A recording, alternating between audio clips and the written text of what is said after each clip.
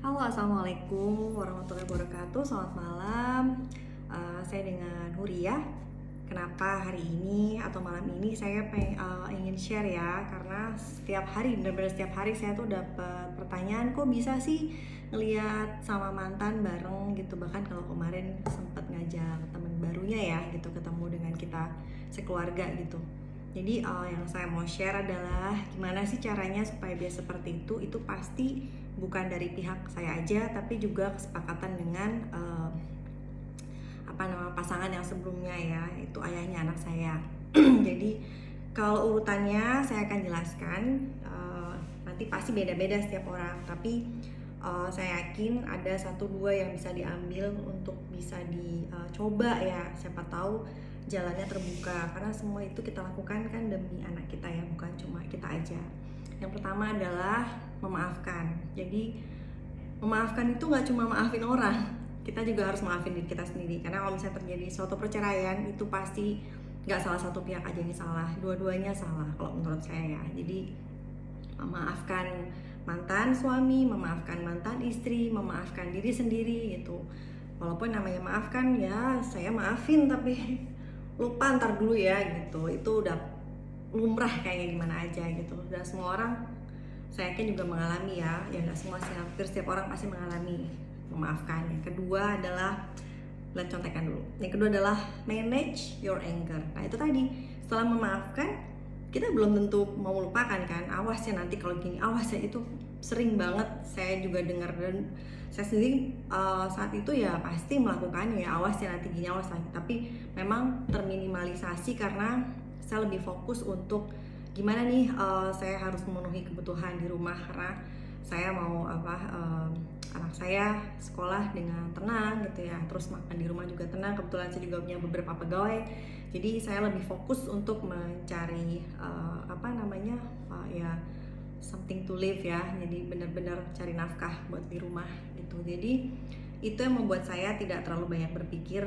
tentang kebencian-kebencian, karena kayaknya waktunya udah gak cukup lagi gitu. Jadi manage your anger, dialihkan dengan hal-hal yang lain, sampai suatu ketika nanti kita lupa dan kita berpikir gimana ya caranya supaya anak kita bisa enak komunikasi sama orang tuanya, dua-duanya, baik kita sendiri ataupun mantan pasangan ya. Jadi supaya anaknya juga tidak terkesan canggung, terus dia juga tidak mengalami shock yang berat gitu. Saya selalu berpikir itu, gimana caranya supaya anak saya tidak mengalami shock ya.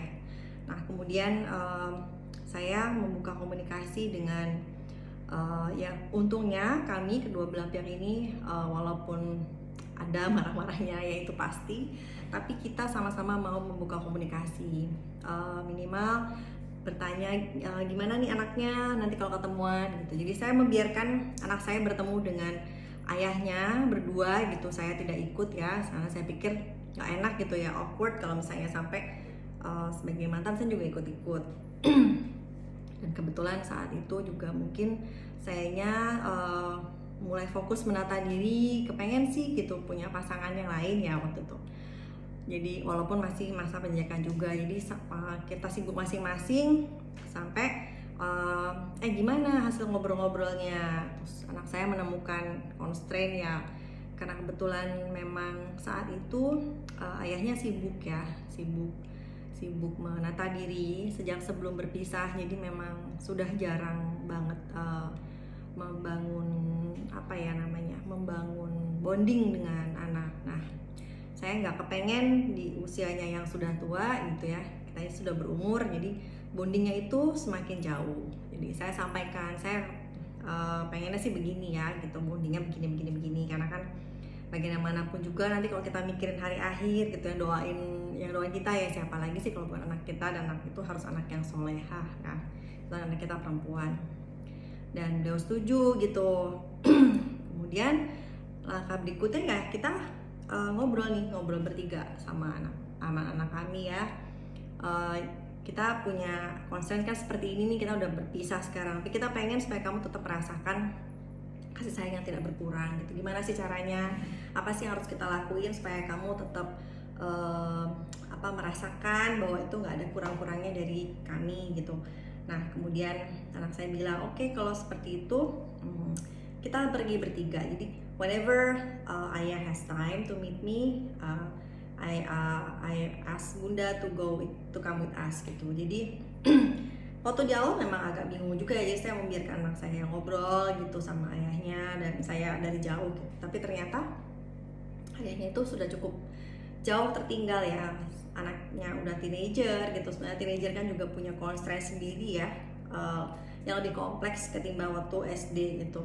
Nah, alhamdulillahnya anak saya secara prestasi tidak tertinggal, karena saya selalu ingetin kita punya masalah, semua orang punya masalah, tapi Razika punya masa depan yang itu bukan masalah gitu. Jadi Razika harus keep busy untuk mengejar apa yang Razika mau capai, ketimbang berpikir apa yang terjadi masa lalu. Toh kita sama-sama tidak berkurang kasih sayangnya, kita tidak melupakan gitu, tidak mengesampingkan gitu ya.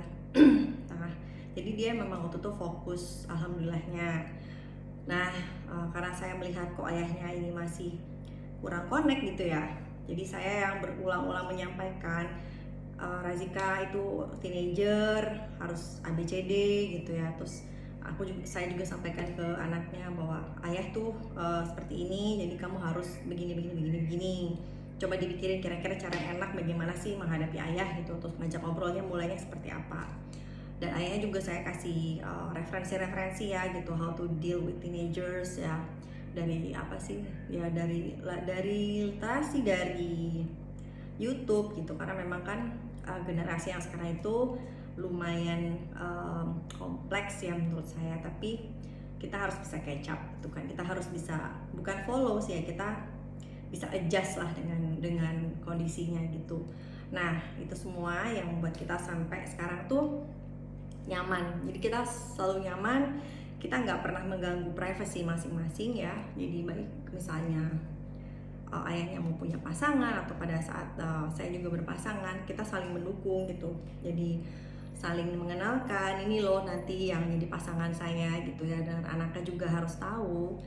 Yang pasti kita harus open communication dan benar-benar saya menerapkan komunikasi yang harus terbuka ya, bukan masalah ke perintil-perintilan yang memang tidak perlu, misalnya privacy itu kita tidak ganggu, tapi yang berkenaan sama anak pastinya ya gitu. Terus anaknya juga ingin mempelajari ayah bundanya seperti apa, orang tua yang baru seperti apa gitu. Dan kebetulan saya mendapatkan suami juga yang sangat legowo sekali menerima kondisi dimana kita masih sebagai keluarga. Karena saya bilang misalnya gitu ya, untuk ibunya omanya Razika gitu, itu kan sampai kapanpun tetap jadi omanya, itu adalah darah dagingnya. Jadi saya tidak mungkin memisahkan, saya juga tidak mungkin bersikap sebagai orang lain, karena bagaimanapun saya pernah menjadi bagian dari keluarga itu, dan seterusnya akan menjadi keluarga, tidak akan menjadi pasangan yang kembali tentu ya.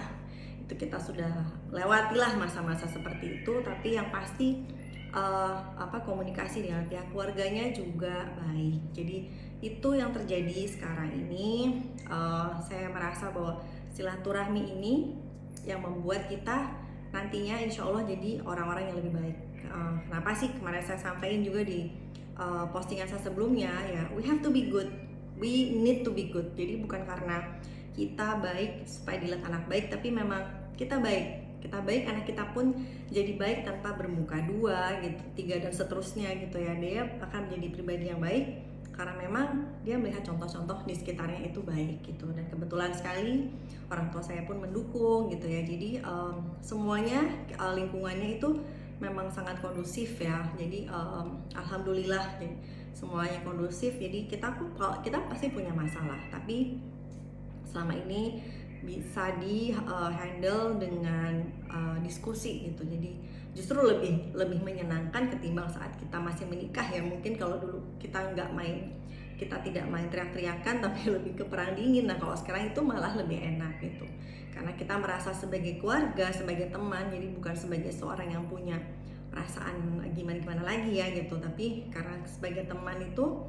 dan ya sebagai keluarga tadi, jadi lebih plong gitu kalau mau menyampaikan sesuatu tanpa ada pihak yang tersakiti gitu ya. Pasti adalah gesekan-gesekan, itu normal sekali, tapi bisa diminimalisasi. Banyak cara untuk meminimalisasinya. Jadi seperti itu. Jadi kesimpulannya sih ya, saya melakukan 5 hal nih. Yang pertama, maafkan diri sendiri, orang lain, dan mantan pasangan kita atau pihak-pihak yang ada di sekelilingnya. Kemudian yang kedua adalah manage your anger. Yang ketiga, membuka komunikasi. Keempat, buat kesepakatan. Kelima, komunikasi lengkap dengan anak.